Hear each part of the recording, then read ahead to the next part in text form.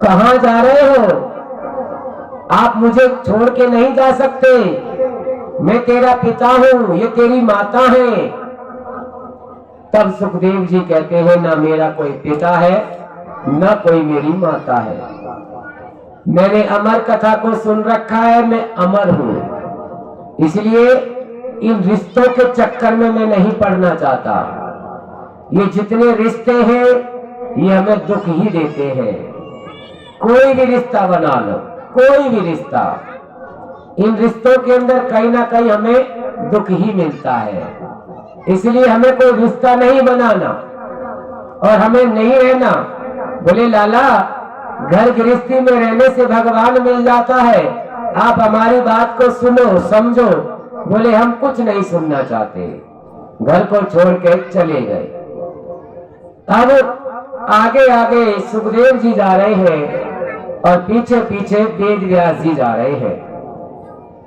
जैसे ही वहां एक नदी के पास से होकर सुखदेव जी निकले तो वहां अप्सराएं स्नान कर रही है। सुखदेव जी महाराज जब वहां से जा रहे थे तो अप्सराओं ने देख करके वस्त्रों को धारण नहीं किया, ऐसे ही नहाती रही जैसे नहा रही थी।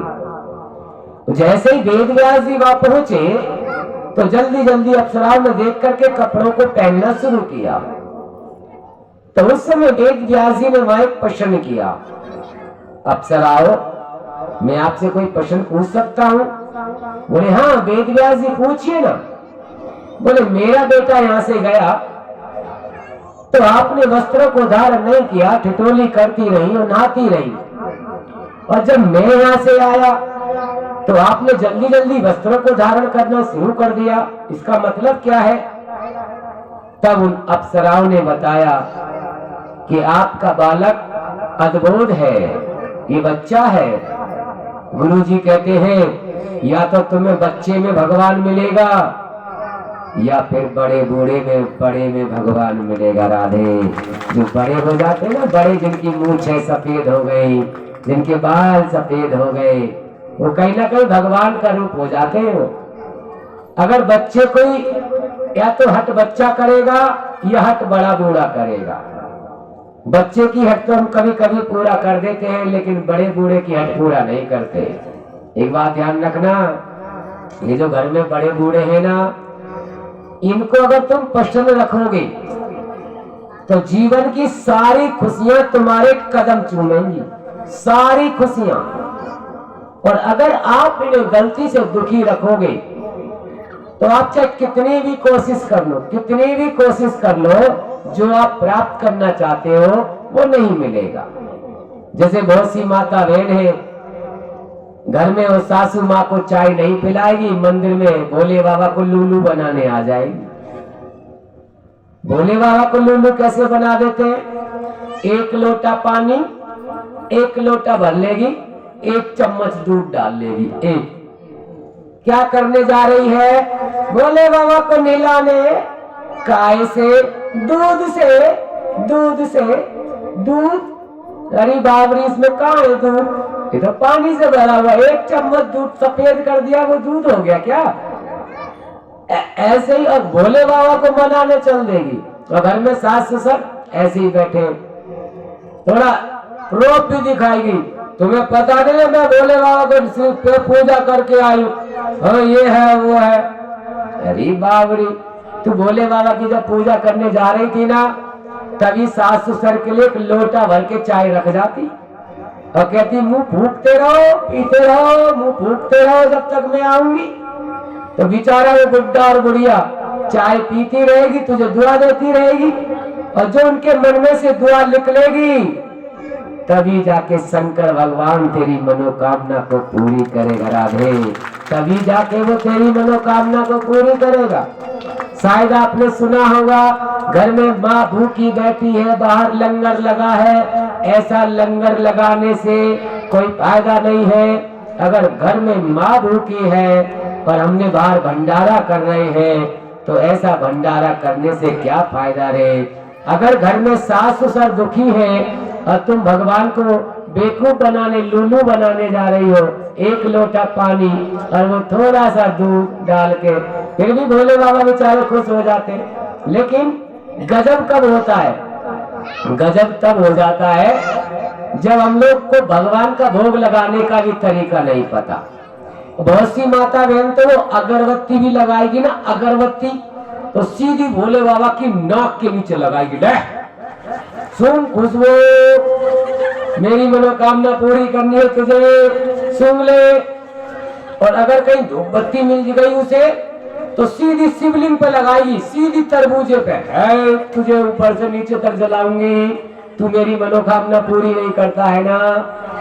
और भोग लगाएगी तो बोले चीनी बतासे लेगी और सीधा भोले बाबा के मुंह में ठूस देगी, ले खा ले, तेरे लिए लाई हूं।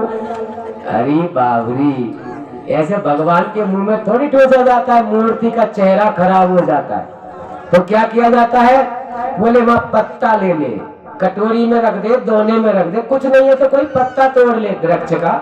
घर में बच्चे पढ़ते हैं, उनका होमवर्क का कागज ले ले, किताब का, कॉपी का, उसे फाड़ के रख दे वहां और वहीं रख दे प्रसाद। जब भगवान को टाइम मिलेगा भगवान खा लेगा, किसी भी रूप में आके खा लेगा, वो तेरा भोग लग गया।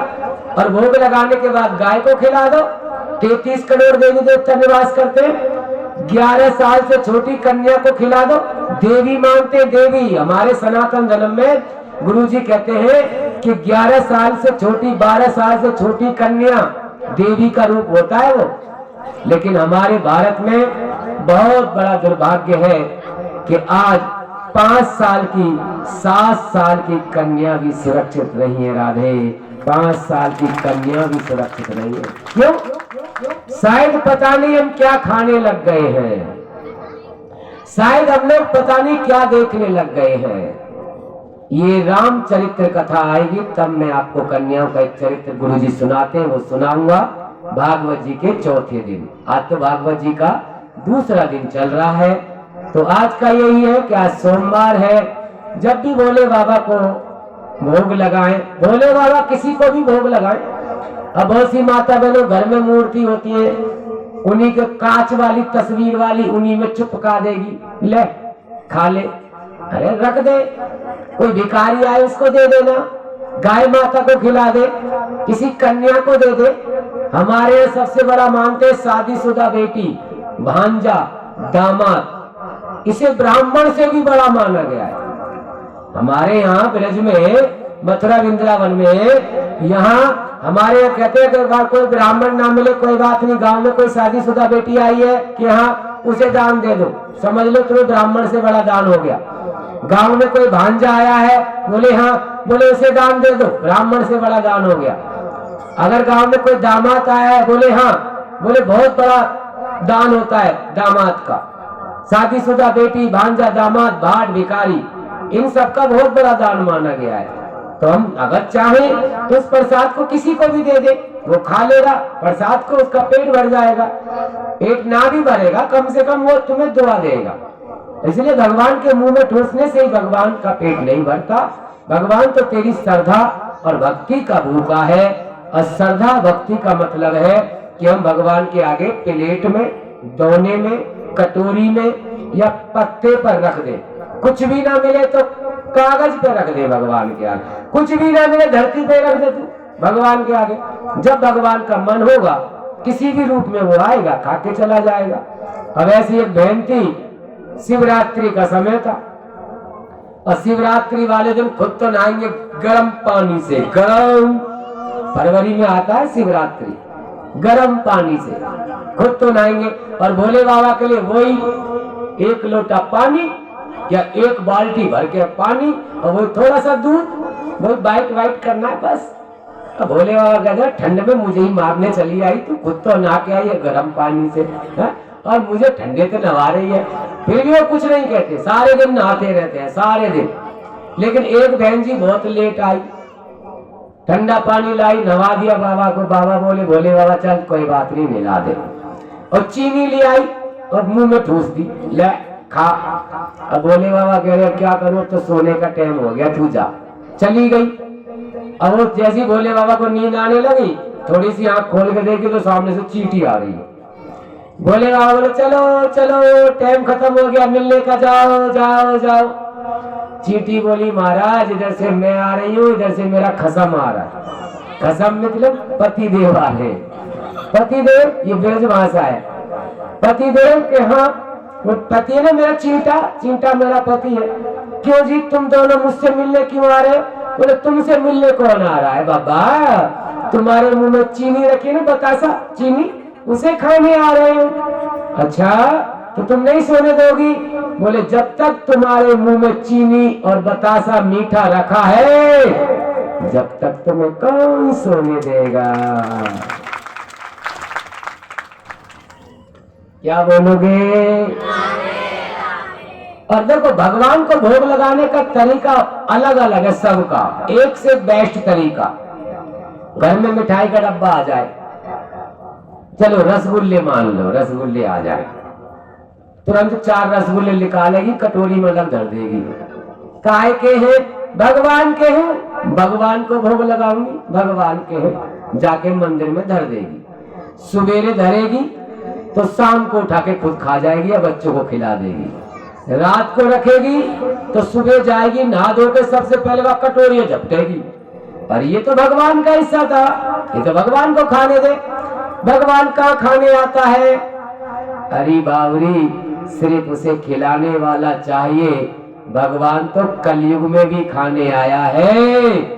अगर उसको जिसने मन से बुलाया है तो मीरा की भक्ति में भी दौरा चलाया है। कलयुग में मीरा की भक्ति में नरसी ने बुलाया, नरसी के यहाँ आ गए। सूरदास जी ने बुलाया, सूरदास की भक्ति में आ गए। कबीरदास जी ने याद किया, कबीरदास जी की भक्ति में आ गए। सिर्फ उन्हें बुलाने वाला खिलाने वाला तो हो। अब वो रसगुल्ले 4 तो रख दिए रात को, सवेरे खुद ही उठा के खा गई। अरे बाबरी तो भगवान का हिस्सा था। भगवान कैसे खाता है? भगवान, अगर भगवान को खिलाने का तेरा मन है तो इस कटोरी को उठा के रखी रहने दे मंदिर में। तेरे घर कोई भिखारी आ जाए ना तो इसको कटोरी को उठा करके रसगुल्लों को दे दे उसे, समझ ले भगवान ने खा लिया।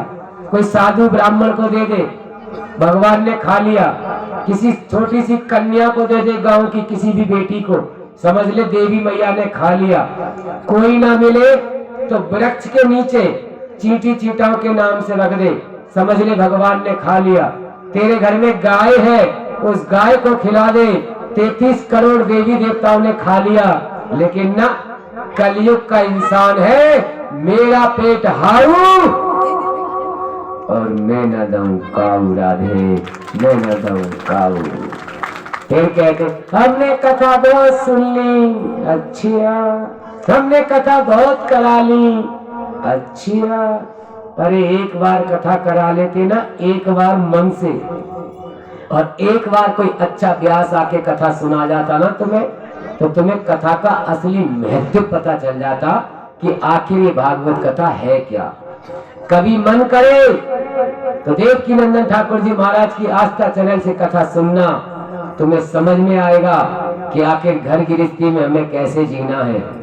अगर कभी मन करे तो भूमिका ठाकुर जी की कथा सुनना, तुम्हें समझ में आ जाएगा कि आखिर में कथा है क्या चीज। और आप लोग इस समय कथा महेश ठाकुर जी की सुनी रहे हो, लेकिन फिर भी कभी मन करे तो महेश ठाकुर जी के YouTube चैनल से कथा सुनना, आपको पता चल जाएगा कि आखिर भागवत कथा होती क्या चीज है। राधे, आखिर भागवत कथा होती क्या चीज है।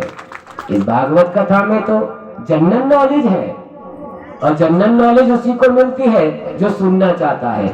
लेकिन आजकल पन्नत जी महाराज ना तो गुरुकुल में जाते हैं, ना किसी को गुरु बनाते हैं।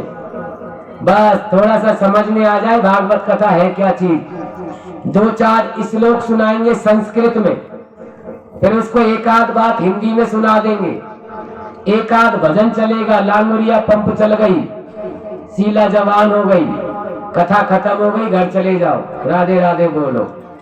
इसी तरह से फिर कहते हैं हमें समझ में ही नहीं आई।